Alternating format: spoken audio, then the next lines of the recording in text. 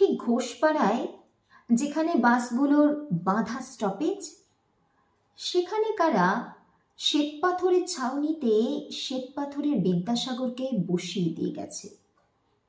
তিনি বসে আছেন। এই বিদ্যাসাগর আশ্চর্য রকমের স্থির, আশ্চর্য রকমের নির্বিকার, আশ্চর্য রকমের উদাসীন।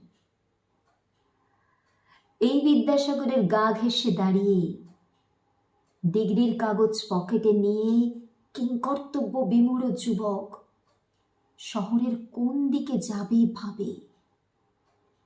তিনি সহানুভূতির হাত বাড়িয়ে দেন না। এই বিদ্যাসাগরের সামনে দিয়ে কত শোকাতুরা সদ্য বিধবা ম্লান মুখে হেঁটে যায়। তিনি তাদের পুনর্বিবাহের উদ্যোগ নেন না।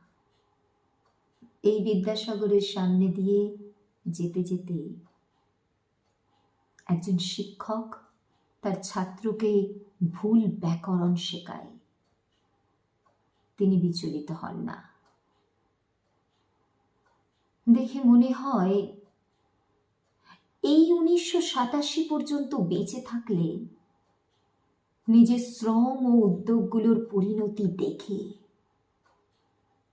ক্ষোভে, দুঃখে, কষ্টে ও লজ্জায় তিনি বিদ্যাসাগর বোধহয় এরকমই হয়ে যেতেন।